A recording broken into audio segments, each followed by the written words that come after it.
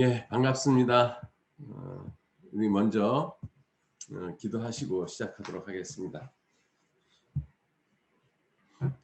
하나님, 귀한 은혜와 사랑에 진심으로 감사드립니다.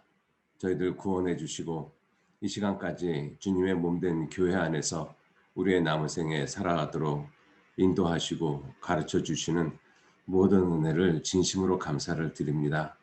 주님, 저희들 주님께 받은 그 은혜와 사랑이 얼마나 큰 것인지 하루하루 지나가는 시간 속에서 더 깊이 깨달아 알 수 있도록 도와주시고, 또 깨달은 것만큼 저희들 온전한 모습으로, 정직한 모습으로 주님께 보답하는 정직한 삶을 살 수 있도록 우리의 삶을 정직하게 또 주님의 은혜 가운데 항상 인도하시고 이끌어 주시기를 진정 의지하고 부탁드립니다.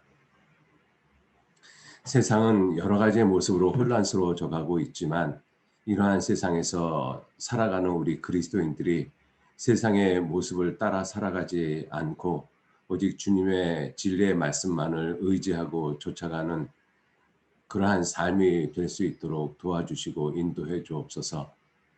예수님 십자가에 돌아가시기 전 모든 사람들이 다 예수님을 버렸습니다. 그러나 예수님 돌아가시고 부활하신 이후, 성령이 이 땅에 오신 이후에 많은 사람들이 예수님을 죽기까지 하면서 쫓아갔습니다. 주님, 우리에게도 생명을 걸어놓고 주님을 쫓아가는 그러한 삶이 될 수 있도록 우리 한 사람 한 사람 기억하시고 인도해 주시기를 의지하고 부탁드립니다. 우리의 삶이 헛된 모습으로 흘러가는 그러한 삶이 아니라 주님 안에서, 주님 앞에서 기록되어지는 귀한 삶이 되도록 우리들 기억하시고 인도해 주옵소서. 또 저희들 특히 우리 미선부 형제 자매님들, 주님을 위해서 보이지 않는 곳에 또 오른손이 하는 일을 왼손이 알지 못하도록 그러한 모습으로 함께 수고하고 봉사하고 있습니다. 우리들이 하는 그 수고가 사람들은 알지 못하지만 주님은 기억하시고 놀라운 모습으로 반드시 갚아주신다라는 그 분명한 말씀을 우리 마음에 기록하고, 우리들 그 말씀을 의지하면서 사람이 볼 때나 보지 않을 때나 오직 주님만을 의지하고 주님만을 바라보면서 주님의 일을 할 수 있도록 모두 이끌어 주시고 인도해 주옵소서. 또 저희들 7월 19일서부터 학예 수양회를 준비하고 있습니다. 그 준비하는 그 손길 위에 가장 주님의 능력과 도움이 필요한 모습이 저희들인 것을 알 수 있습니다. 주님 더욱 도와주시고 능력으로 사랑으로 이끌어 주시고 인도해 주셔서 우리들 피곤하여 지치지 아니하도록 주님의 일에 최선을 다하면서 학예 수양회를 준비하고 진행할 수 있도록 우리 모두 이끌어 주시고 인도해 주옵소서. 또 우리 모임을 주님께서 이끌어 가시고 또 우리 모임을 인도하시는 또 우리 임원들 계십니다. 임원들 한 사람 한 사람 주님 기억하시고 더욱 크신 능력과 은혜와 사랑으로 덧입혀 주셔서 형제 자매님들을 돌아보고 또 인도하고 함께 주님의 일에 수고하는 일에 지치지 아니하도록 많은 능력과 은혜와 사랑으로 보살펴 주시고 인도해 주옵소서. 이 시간도 온전히 주 성령님께만 의지하고 부탁합니다. 마치는 시간까지 함께 하시고 도와주옵소서. 감사드리면서 우리를 구원하시고 지켜주시는 예수님 이름으로 기도 올렸습니다. 아멘.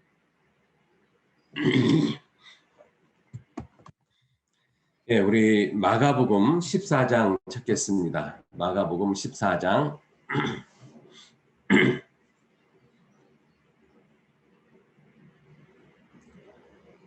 예, 마가복음 14장 27절 말씀서부터 31절 말씀, 마가복음 14장 27절로 31절 예, 우리 천천히 같이 읽도록 하겠습니다. 예수께서 제자들에게 이르시되 너희가 다 나를 버리리라.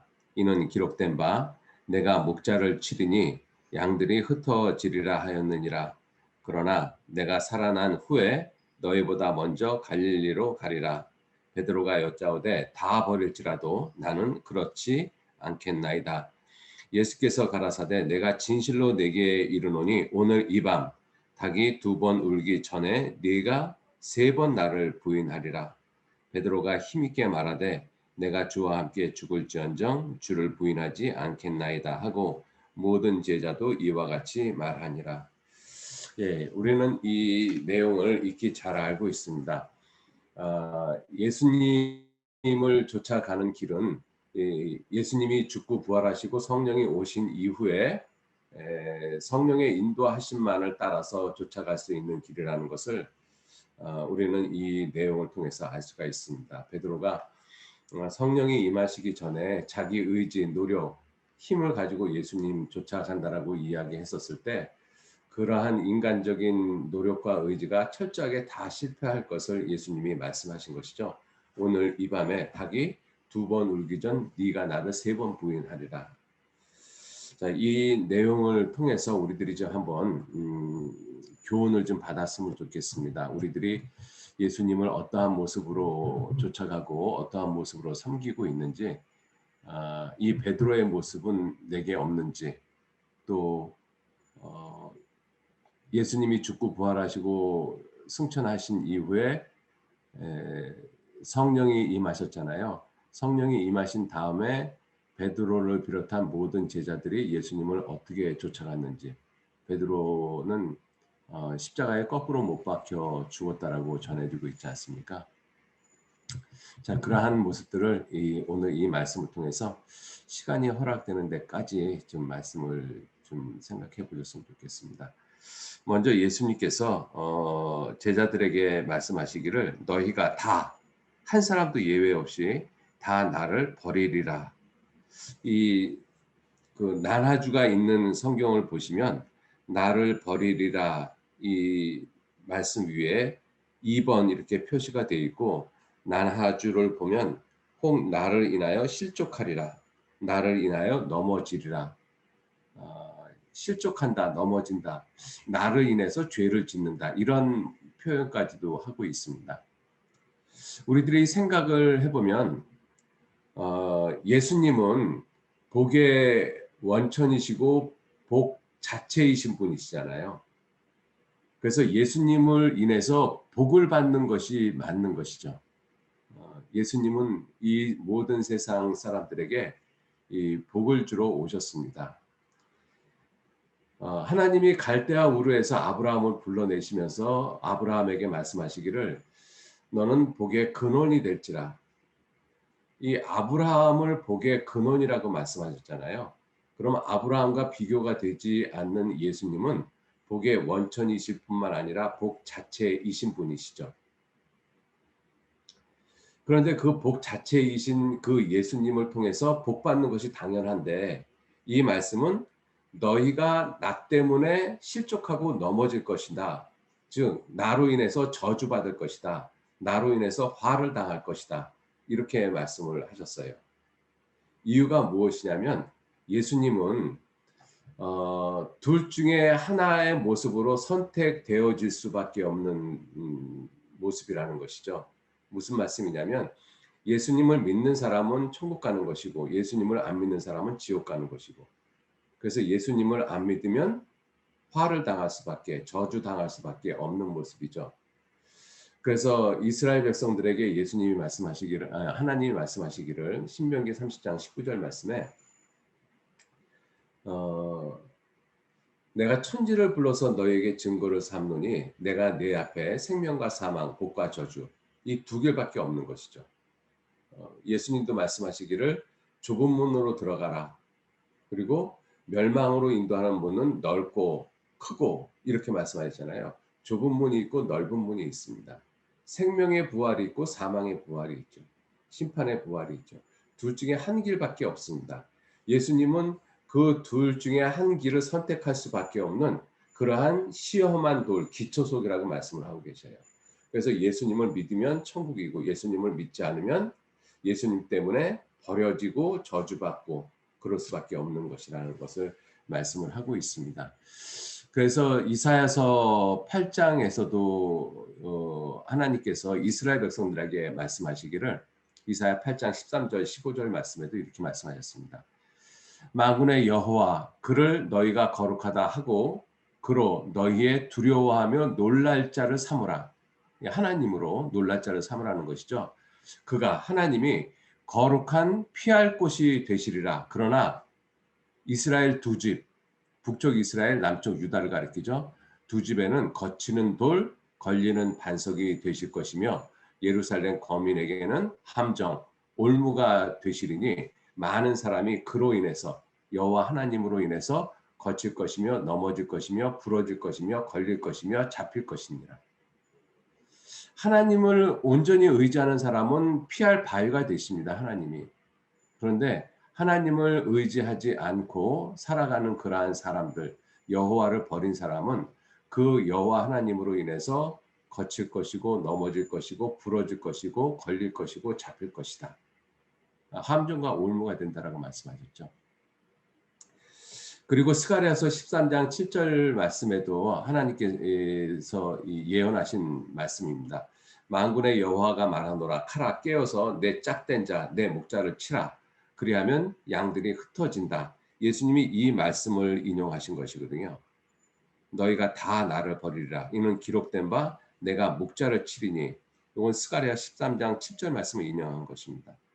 그래서 예수님을 믿는 사람에게는 영영하고 지극한 복의 근원, 복을 받는 모습이 되어지지만 예수님을 저버리는 사람에게는 영원한 저주가 따른다라고 말씀하셨습니다. 그러니까 이러한 관점을 놓고 우리가 예수님을 생각을 해보면 예수님은 정말 놀라운 분이라는 것을 알 수가 있습니다. 그죠? 죽음 이후의 세계를 완전히 갈라놓는 천국이나 지옥 둘 중에 하나의 모습으로 갈라놓는 그 모습이 예수님의 모습이라는 것을 우리가 알 수가 있죠. 자, 그런데 여기서 우리가 생각해 볼 것은 너희가 다 나를 버리리라. 다. 왜 한 명도 예외 없이 다 예수님을 버릴 수밖에 없는가? 그것을 우리가 좀 잠깐 좀 생각을 해보시죠. 첫 번째 아주 분명한 이유는 성경에 기록되어져 있기 때문에 그렇습니다. 스가랴서 13장 7절 말씀에 하나님께서 그렇게 말씀하셨어요. 내 짝된 자를 치면 목자를 치면 양들이 다 흩어질 것이다. 그 말씀이 기록되어져 있기 때문에 그렇습니다. 너무나 지극히 당연한 말씀인 것이죠. 자, 그런데 그렇게 성경에 기록된 말씀 외에 다른 이유를 한번 좀 우리가 생각을 해보면 첫 번째는 뭐냐면 예수님에 대한 오해입니다. 예수님에 대한 오해 중에서 대표적인 오해가 무엇이냐면 예수님을 단지 사람으로만 생각하고 있다는 것이죠. 이 예수님에 대한 오해, 예수님의 신성을 부정하는 그러한 오해는 예수님 당시 때부터 지금까지도 계속 이어져 오는 것입니다. 예수님 당시에도 예수님이 유대인들하고 대화를 할 때 예수님께서 나와 아버지는 하나다라고 말씀을 하셨잖아요. 그때 유대인들이 다시 돌을 들어 치려고 했다라고 했습니다. 그래서 예수님께서 묻죠. 내가 여러 가지 선한 일을 너에게 보였는데 그 중에 어떤 일로 나를 돌로 치려느냐. 유대인들의 대답이 선한 일로 인해서 너를 돌로 치려는 것이 아니라 참남함을 인함이니 내가 사람이 되어 자칭 하나님이라 하는도다. 예수님의 신성을 전혀 인정하지 않았습니다. 너 사람이잖아. 그런데 어떻게 하나님이라고 해. 그래서 죽인다라고 이야기를 했습니다. 이게 예수님에 대한 가장 대표적이고 큰 오해입니다. 예수님 살아 생전에도 이 오해가 끊이지 않았고 예수님 죽고 부활하시고 승천하시고 성령이 오신 이후 2000년이 지난 지금에도 이 오해는 계속되어지고 있습니다. 그래서 예수님에 대해서 성경에 대해서 하나님에 대해서 많이 공부했다라고 하는 신학자들 그들은 정말 공부 많이 한 사람들입니다. 여러분들 정통 신학자들은 세상에 있는 다른 학자들보다 정말 학문이 많은 사람들이에요. 왜냐하면 신학을 하려면 모든 학문을 두루두루 섭렵해야 될 수밖에 없습니다. 그래서 옛날에는 신학자들의 권위가 굉장했던 것이죠. 그래서 신학을 하려면 철학을 할 수밖에 없고 철학을 하려면 과학이나 생물학이나 세계사나 이러한 인문학이나 이런 모든 것들을 두루두루 할 수밖에 없어요. 그래서 신학자들은 정말 학자들이거든요. 근데 그렇게 많은 공부를 한 그 학자들이 예수님의 신성을 부인하고 있다라는 것입니다. 놀랍지 않습니까? 그러니깐 베드로가 예수님에 대한 신앙 고백을 했었을 때 "주는 그리스도시요 살아계신 하나님의 아들이십니다." 이 신앙 고백을 했을 때 예수님께서 "바요나 시몬아 네가 복이 있다. 이것을 내가 그리스도가 예수가 그리스도인 것과 하나님의 아들이신 것을 알게 한 것은 혈육이 아니요 혈육." 피와 육신을 가리키는 거잖아요, 문자적으로 하면. 즉 보이는 인간의 세계 가운데서 깨달아지는 것이 아니라는 것입니다. 그러니까 인간적인 지혜로는 예수님의 신성을 받아들일 수가 없어요. 왜 예수님은 육체를 입고 이 땅에 오셨잖아요. 그러니까 단지 육신의 관점으로만 예수님을 생각할 수밖에 없죠. 예수님이 하나님이시라는 것을 인정하기는 절대적으로 불가능합니다. 자, 그러니까 예수님을 단지 하나님으로 바라보는 관점에서는 예수님을 다 버릴 수밖에 없어요. 이때 제자들도 마찬가지잖아요. 너희가 다 나를 버리리라. 예수님이 이 말씀을 하셨을 때 제자들이 예수님의 신성을 인정했습니까? 아니요, 그러지 못했어요. 만약에 예수님의 신성을 조금이라도 인정을 했다라면 베드로는 예수님 절대로 부인 안 했을 거예요. 그리고 예수님 십자가 밑에 십자가에서 돌아가셨을 때 다 도망갔잖아요. 한 사람도 남기지 않고. 예수님의 신성을 갖다가 인정했으면 그렇게 다 도망갔겠습니까? 그죠? 그래서 다 나를 버리리라. 그래서 다 나를 버릴 수밖에 없는 가장 근본적인 예수님에 대한 오해, 예수님을 하나님으로 인정 못하고 있다는 것입니다. 여러분들 근데 이러한 모습이 구원받은 우리들의 그리스도인들의 삶 가운데서도 종종 나타날 수 있다는 것입니다. 우리 구원받은 그리스도인들은 예수님을 정말 하나님으로 인정하고 있지 않습니까? 그렇기 때문에 어떤 의미에서는 우리가 구원을 받았어요. 자, 그런데 그렇게 예수님께서 참으로 하나님이시고 그분이 우리의 죄를 용서하시기 위해서 이 땅에 나와 같은 육신을 입고 이 땅에 오셔서 내 죄를 다 용서하셨다. 그래서 내 죄가 영원히 용서됐다. 우리는 그 믿음을 가지고 있지 않습니까? 그 놀라운 믿음을 가지고 살아가는 우리들이 우리들의 삶에서 구원받은 이후의 삶에서 정말 매 순간순간마다 예수님의 신성을 인정하셔요. 이건 제가 제 자신에게 하는 질문입니다. 너는 매 순간마다 정말 예수님의 신성을 인정하느냐? 우리가 매 순간마다 예수님의 신성을 인정한다면 뭘 걱정하겠어요? 뭘 염려하겠어요? 뭘 두려워하겠습니까? 그죠? 우리 삶 가운데서 예수님의 신성을 인정하는 그러한 시간도 있지만 많은 시간, 대부분의 시간은 예수님의 신성을 인정하지 못하고 있어요. 그래서 예수님이 내 삶에서 항상 두 번째, 세 번째로 밀려나는 경우들이 많이 있습니다. 그래서 주님은 말씀하시기를 너희는 먼저 그의 나라와 그의 의를 구하라고 말씀하신 거예요. 그것을 아시기 때문에. 우리들의 삶에서도 예수님을 다 버리는 그러한 시간들이 얼마든지 있을 수 있다는 것입니다. 그런데 그러한 이야기를 들으면 우리도 베드로처럼 주님, 내가 왜 그렇습니까? 나 주님 안 버리겠습니다. 다 버릴지라도 나는 그렇지 않겠습니다. 우리도 그렇게 이야기할 수 있어요. 그런데 닭이 두 번 울기 전 세 번 우리도 예수님을 부인하는 그 모습이 우리들의 삶 가운데서도 얼마든지 나타날 수 있습니다. 제 자신의 모습입니다. 자, 그리고 또 두 번째 예수님을 다 버리는 이유가 무엇이냐면 예수님의 말씀을 믿지 못하기 때문에 그렇습니다. 예수님이 죽고 부활하신다는 말씀을 참 많이 하셨잖아요. 그런데 제자들이 그러한 이야기를 할 때 제자들은 이 세베대의 아들들이 그랬잖아요. 주님 나라에 오실 때 다시 영광과 권세를 잡으실 때 하나는 주의 우편에 하나는 주의 왼편에 앉게 하소서. 이 예수님을 믿지 못하기 때문에 그래요. 예수님의 제자들이라 할지라도. 그래서 요한복음 5장 46절 7절 말씀에 유대인들에게 예수님이 하시는 말씀입니다. 모세를 믿었다면 또 너희가 나를 믿었을 것이다. 왜? 모세는 나에 대해서 기록했다. 모세 오경이 예수님에 대해서 기록한 것입니다. 너희가 성경에서 영생을 얻는 줄 생각하고 성경을 상고하거니와 이 성경이 곧 내게 대하여, 이 성경이라고 말씀하시는 것은 구약 성경이잖아요. 구약 성경의 파운데이션이 모세 오경 토라입니다. 그 토라는 예수님에 대해서 기록을 했거든요. 모든 성경이. 그런데 유대인들이 모세를 믿는다라고 하고 모세의 글을 믿는다라고 하면서 모세의 글에 기록한 중심 인물이 예수님인데 예수님은 안 믿어요. 그래서 예수님께서 너희가 모세의 글을 믿었더라면 또 나를 믿었으리라. 그러나 그의 글도 믿지 아니하거든 어찌하여 내 말을 믿겠느냐.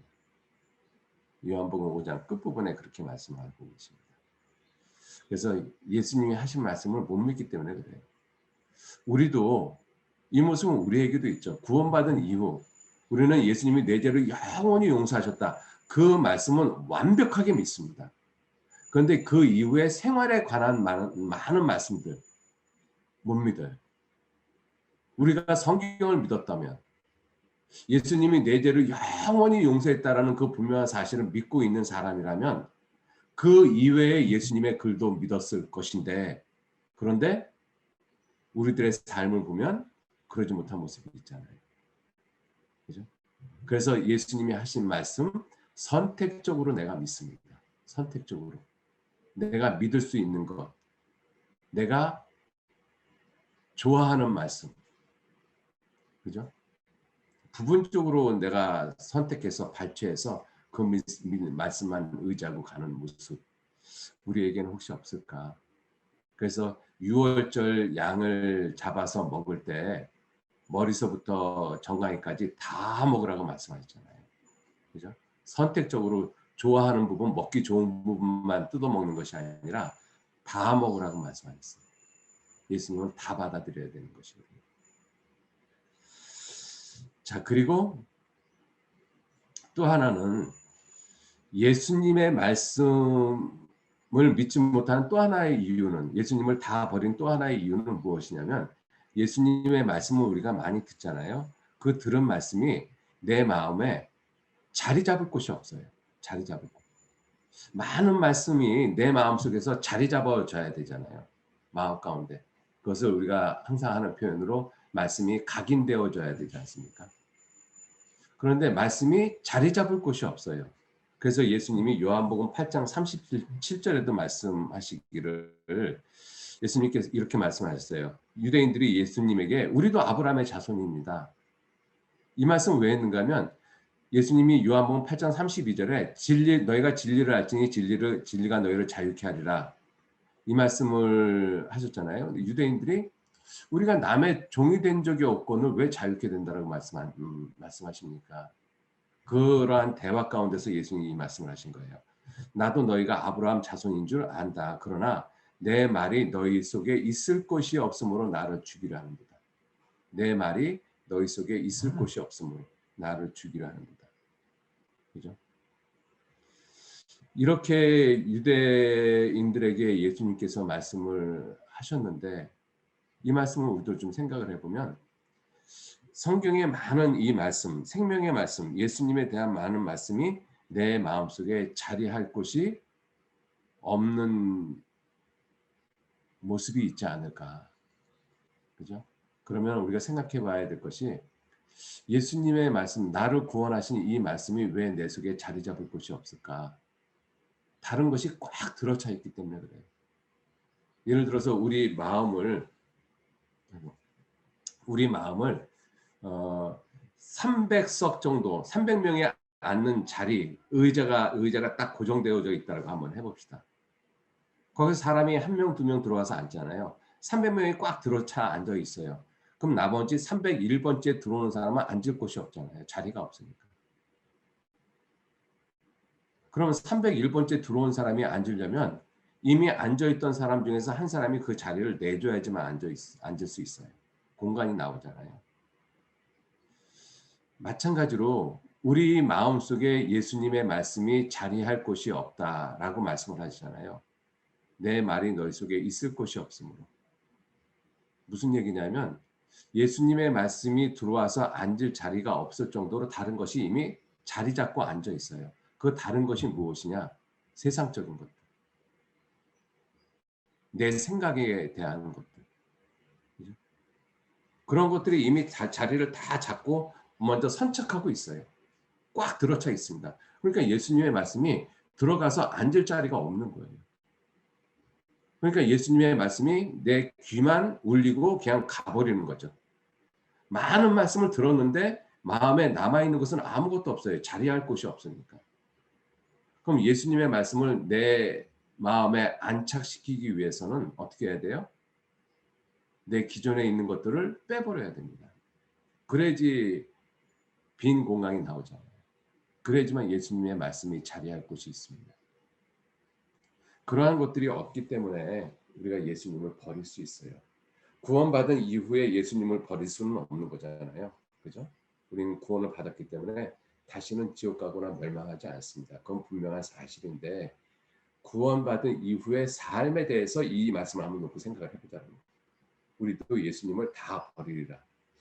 이 말씀이 내 생활 속에서 얼마든지 나타날 수 있다는 것입니다. 시간이 많이 지나서 이 나머지에 대한 부분, 예수님께서 이렇게 말씀하니까 베드로가 나는 다 버릴지라도 나는 버리지 않겠습니다. 이 말씀을 베드로가 예수님에게 하셨잖아요. 그때 예수님이 요한복음 13장은 예수님이 제자들의 발을 씻어주는 내용입니다. 그 말씀을 하면서 이 말씀도 하셨거든요. 끝부분에 너희가 다 나를 버리리라. 그때 예수님께서 지금은 베드로가 이렇게 묻죠. 시몬 베드로가 가로되 주여 어디로 가시나이까? 예수께서 대답하시기를 나의 가는 곳에 내가 지금은 따라올 수 없으나 후에는 따라오리라. 그랬더니 베드로가 이 말씀을 한 거죠. 내가 죽을지언정 내 목숨을 주를 위해서 바치겠습니다. 죽기까지 따라가겠습니다. 그때 예수님이 네가 나를 3번 부인하리라는 말씀을 또 하시거든요. 자, 그래서 후에는 따라올 수 있다. 지금은 따라오지 못하지만 또 간략히 설명을 드리면 지금이라는 것은 예수님이 죽고 부활하시기 전, 성령이 오시기 전을 가리키는 거잖아요. 후에는 예수님이 죽고 부활하시고 승천하시고 그래서 가서 아버지께로부터 보혜사 성령을 이 땅에 보내주시고 그 성령이 내 안에 들어오시면, 즉 내주하시는 성령이 계시면 그때부터는 예수님을 쫓아갈 수가 있습니다. 베드로는 그 삶을 살아갔던 것이잖아요. 그래서 베드로의 삶에 성령이 오시기 전에는 예수님을 3번씩이나 부인했어요. 그런데 성령이 오신 이후에는 베드로가 예수님을 어떻게 쫓아갔어요? 자기가 정말 말한 대로 죽음을 각오하면서 내 생명을 주를 위해서 쓰겠습니다. 바치겠습니다. 정말 그 말이 이루어졌잖아요. 그 모습은 우리도 좀 본받아야 되겠다. 우리도 성령을 받은 형제 자매들이잖아요. 성령이 내 안에 계시지 않습니까? 내주하시는 성령. 그 성령이 우리 안에 계신 것을 우리가 분명히 안다라면 우리도 베드로와 같은 삶을 살아야 돼요. 베드로와 같은 죽음을 죽어야 됩니다. 죽기를 각오하면서 우리가 예수님 쫓아가야 되거든요. 그래서 예수님은 절대로 버려야 할 분이 아니라 버려서도 안 되고 버릴 수도 없는 분이셔요. 왜냐하면 예수님은 내 생명보다 귀한 분이시기 때문에 그렇습니다. 그래서 찬송가에 보면 예수님이 생명보다 귀하다라는 그러한 내용의 찬송들이 많이 있지 않습니까? 찬송가 82장에 나의 기쁨 나의 소망 되시며 나의 생명 되신 주 밤낮 불러서 찬송을 드려도 늘 아신 마음뿐일세. 나의 생명 되신 주. 내 육신의 생명보다 더 귀하신 분이 예수님이셔요. 내 육신의 생명, 내 영혼의 생명의 근원이 되신 분이 예수님이시니까. 그러니까 내 목숨보다 예수님이 더 소중하다는 것이 분명한 사실이잖아요. 내게 생명을 주신 분, 내 영혼을 건지신 분, 그러니 나 자체보다도 더 귀하신 분이 누구셔요? 정말 예수님이십니다. 그 예수님을 어떻게 버려요? 찬송가 93장에도 예수는 나의 기쁨, 나의 생명 되시니 우리 이런 찬송 부르잖아요. 424장에도 나의 생명 되신 주 주님 앞에 나아갑니다. 492장에도 나의 영원하신 기업 생명보다 귀하다. 나의 갈 길 다 가도록 나와 동행하소서. 우리는 이러한 찬송을 부르면서 실제로 예수님을 내 생명보다 더 귀하게 생각 못하고 살아가는 시간들이 많이 있습니다. 그죠? 그래서 우리들이 좀 이 수양회를 앞두고 우리들이 정말 해야 될 일들이 많은데 정말 많잖아요. 그래서 때로는 여러 가지 모습으로 힘들고 어려운 그러한 시간들이 분명히 지나갈 것입니다. 그러한 시간 가운데서 정말 예수님은 절대로 버릴 수 없는 분, 다 나를 버리리라. 이러한 말씀을 통해서 나는 예수님을 어떠한 모습으로 섬기며 쫓아가고 있는지 그러한 것을 깊게 생각하시면서 수양회를 준비하셨으면 좋겠습니다. 예, 고맙습니다.